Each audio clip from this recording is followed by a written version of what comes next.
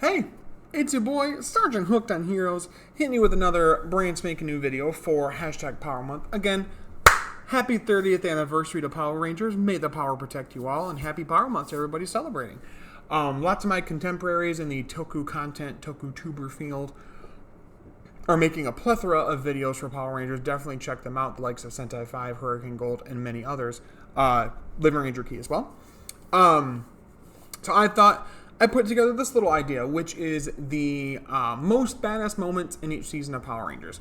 Some seasons are a little more challenging than others based on how many times I've seen them or if I liked them at all. Today's going to be a pretty easy one, honestly. It's going to have one like badass moment and then a couple follow-ups or a couple like runner-ups probably, just because I really enjoy this season. But that's because we are talking about Power Rangers RPM. This is supposed to be the final, show, the final thing they could do. It was written during the time of a writer's strike, and they basically were able to do whatever the fuck they wanted to. It was supposed to be the cancellation of Power Rangers, supposed to be the end of the Power Rangers.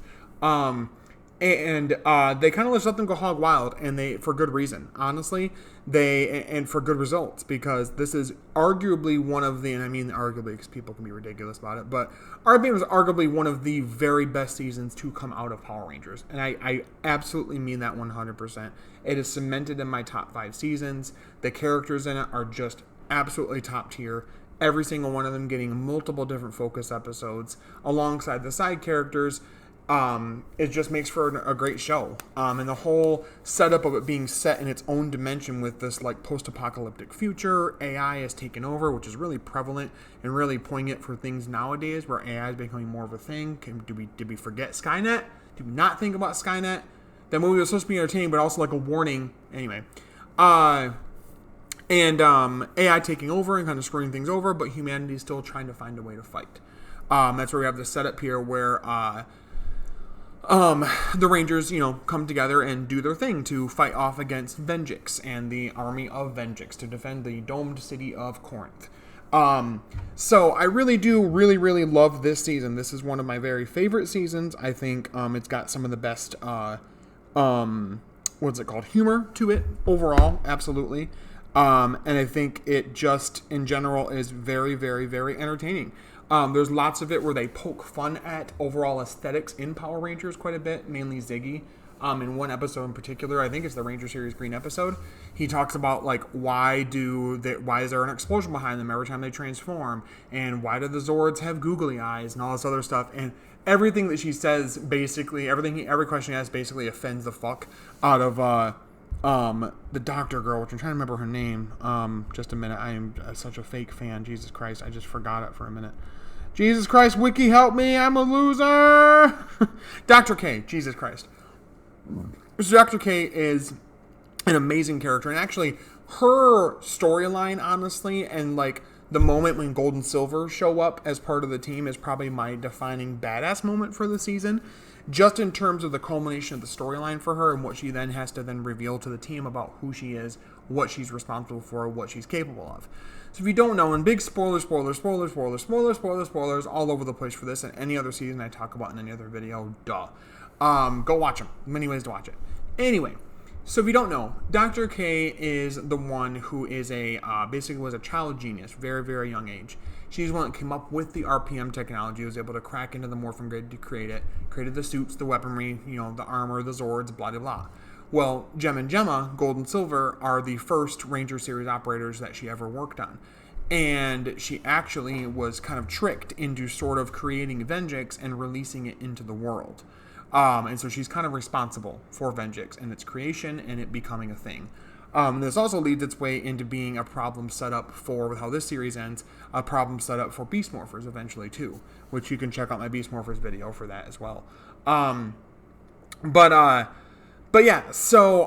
really enjoyed Dr. K and her like episodes revealing more about herself, and then the follow-up ones eventually about Ranger Series Gold and Silver. And their introduction is really cool because she's assuming that they're dead. She thought that they were gone when the whole thing, like, there's a whole sequence when she was younger, there's like bunker she was in that was getting attacked. They were there. She thought that they died trying to keep her safe. They didn't. They've been alive this whole time. And they come back into the fold to help out. And I really enjoy it. I think it's a really cool moment to give this much depth and character to somebody who's not even ever going to morph, but is a very important character that does a great job in the mentor role. Yes, I get a kick out of it when the mentor ends up joining the team and being part of the team, but it's also okay if they don't and they're more in just their actual role as a mentor, not being in active combat all the time or active ranger duty, if you will. And Dr. K is great with that. She's very smart. She's very perceptive, but she also, has kind of lost, in a way, she kind of reflects the, robots that are uprising where she's kind of lost some of her humanity. It was kind of traumatizing, everything that happened with Venjix and all the stuff that happened to her when she was younger. She wasn't really given a childhood. She was taken away from her family at a very young age and forced to be this, genius to create all this technology and solve all of these problems for them. And it's very sad. She never really got to do that. And when she's questioned on things about it, she's very uncomfortable. When she sees things that are normal, whimsical things you learn as a kid, she doesn't get it. She takes things very literally. Like I said, Ziggy is like my favorite character in many different seasons of Power Rangers, but definitely he's just one of the best in RPM. So Ziggy questions her about I have a question. Why is it that every time that we morph, at the end of it, there's this big explosion right behind us? And she goes, well, that's the residual morphing grid energy. It has to biofield and morphing grid energy. It has to go somewhere, so it's exhausted behind you after the morph sequence has finished. And he's like, okay. One little kid comes there, I think on a tour, and they end up asking why the suits are spandex. And he goes, it's not spandex! And she tries to explain what it is.